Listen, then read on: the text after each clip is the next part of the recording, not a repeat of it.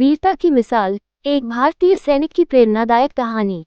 John Abraham एक छोटे से गांव का साधारण लड़का, जिसने बचपन से ही देशभक्ति का जज्बा अपने दिल में संजोया हुआ था। अब्राहम के पिता किसान थे और घर की आर्थिक स्थिति बहुत मजबूत नहीं थी।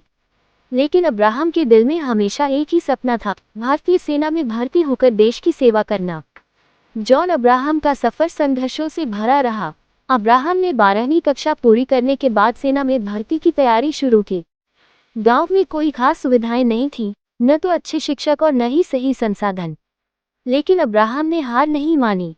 सुबह खेतों में अपने पिता का हाथ बटाते और शाम को दौड़ने, कसरत करने और पढ़ाई में जुट जाते।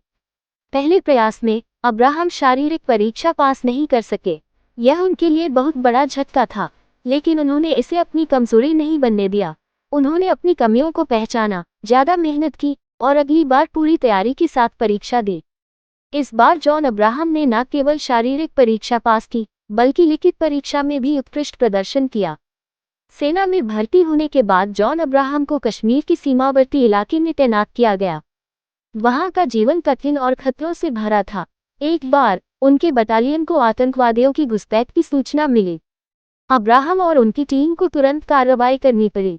घने जंगलों में, अंधेरे और ठंड के बावजूद जॉन अब्राहम और उनकी टीम ने आतंकवादियों का पीछा किया। इस मिशन के दौरान जॉन अब्राहम को गोली लग गई, लेकिन उन्होंने हार नहीं मानी। घायल अवस्था में भी उन्होंने अपनी पूरी टीम का नेतृत्व किया और आतंकवादियों को पकड़ने में कामयाबी हासिल की। उनकी बहादुरी और साहस ने पूरे देश का दिल जीत लिया।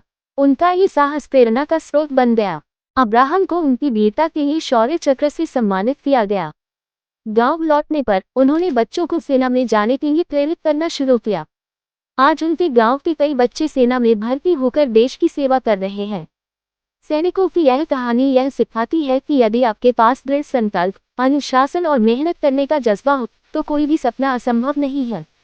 उनका जीवन हर भारतीय के लिए प्रेरणा है।